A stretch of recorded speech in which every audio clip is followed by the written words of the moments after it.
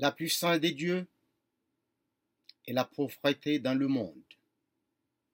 La situation des pays pauvres me pousse à dire que les gens qui vivent dans ces pays sont assis sur un volcan permanent et que Dieu seul puisse les épargner. Il le faisait pour le peuple israélien qui était en captivité en Égypte. Il ordonnait à Moïse pour aller parler à Pharaon pour laisser partir son peuple. Sinon, l'Égypte frapperait par des conséquences très graves. Mais Pharaon, le roi d'Égypte, était un homme très méchant. En dépit de sa méchanceté, Dieu endurcit encore son corps afin qu'il puisse accomplir des miracles. Exode 8, versets 1 et 2, Dieu mentionnait, l'Éternel dit à Moïse, va vers Pharaon et tu lui diras, ainsi parle l'Éternel, laisse aller mon peuple afin qu'il me serve.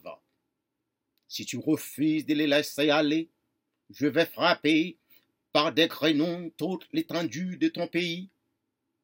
L'Éternel peut délivrer, peut protéger les pauvres qui vivent, qui assiègent sur le volcan permanent dans les pays du tiers-monde.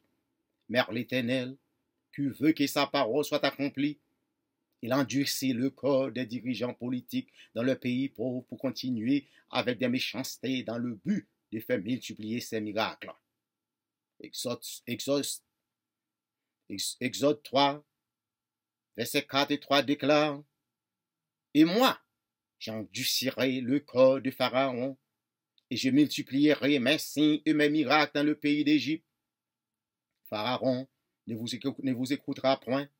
Je mettrai ma main sur l'Égypte, et je ferai sortir du pays mes armées, mon peuple, les enfants d'Israël, par des grands jugements. Si les opprimés des pays du tiers-monde, Haïti, Saint-Domingue, font la volonté de l'Éternel, cessent de louer, de glorifier, d'adorer Lucifer, un jour va venir que l'Éternel demandera à ses oppresseurs, ses méchants, ses tortionnaires, de cesser de persécuter ses enfants. Ils doivent démontrer à Dieu qu'ils sont fatigués de la façon que Lucifer les traite. Ils doivent démontrer à l'Éternel qu'il veuille se délivrer. On ne peut pas ignorer que plusieurs chrétiens sont dans une chute spirituelle profonde. Ils pensent que Dieu les abandonne. Contrairement, il abandonne l'Éternel. Conséquemment, Satan, les tortionnaires, la loi exerce leur puissance sur eux. Proverbe 28, versets 4 et 5 déclare, « Ceux qui abandonnent la loi louent le méchant, mais ceux qui observent la loi s'irritent contre lui. Les hommes livrent au mal ne comprennent pas ce qui est juste, mais ceux qui cherchent l'Éternel comprennent tout. » Dans le monde naturel, il y a de suffisance pour satisfaire les besoins des hommes, mais il y a un problème de gérance, d'avarice, la corruption, la mauvaise répartition des biens naturels, des ressources que Dieu a données aux hommes. Dieu a voulu que chacun de nous soit bénéficié une portion des ressources naturelles pour mieux vivre sur la terre. Cependant, les hommes sont tellement méchants, tellement matérialistes. Ils font tous les trucs pour accaparer, pour prendre, pour envahir le bien des autres, ceux qui n'appartiennent pas à eux. Et cela cause la pauvreté sur la terre. L'Éternel, dans sa bonté, sa compassion, il a tout créé pour satisfaire nos besoins. Mais Satan a décidé autrement en encourageant l'homme à la paresse, à l'avarice et à l'orgueil. Mes frères et sœurs, je n'ai pas l'intention de vous insulter.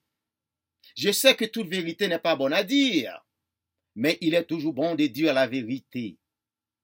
Il ne faut pas seulement blâmer les riches pour la pauvreté dans le monde. Vous êtes aussi responsable pour votre pauvreté. La paresse joue un rôle très actif dans la pauvreté. La paresse et la pauvreté sont corrélées. Il faut travailler pour prospérer. Dieu a ordonné à Adam de prendre soin de la terre et de la cultiver. La paresse est opposée de la volonté de Dieu. Elle engendre la pauvreté. Proverbe 20, verset 4 déclare, à cause du foie, le paresseux ne laboure pas. À la moisson, il faudrait récolter, mais il n'y a rien. Les pays riches vantent la conquête de conquérir la pauvreté dans le monde.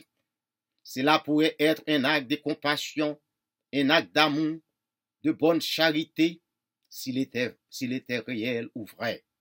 Malheureusement, c'est une publication, une démarche pour amortir la rage, la fureur des pauvres, une manière pour empêcher les pauvres de se démerder, une stratégie pour empêcher que les pauvres deviennent fous de rage. Mes frères et sœurs, il ne faut pas que vous vous laissiez influencer par les pasteurs qui vous enseignent que la pauvreté est une perspective naturelle, que la pauvreté peut vous aider à franchir le royaume de Dieu. Pourtant, ces pasteurs font tout ce qui sont possible pour devenir riches. Mes frères et sœurs, la pauvreté est une réalité terrible. La pauvreté n'est pas naturelle. Elle pourrait être enrayée si vous changez votre comportement, votre façon d'organiser la société, de changer la façon que vous vivez, de changer votre mentalité, votre créativité, votre croyance. Finalement, d'aider vous-même et votre Dieu. Merci.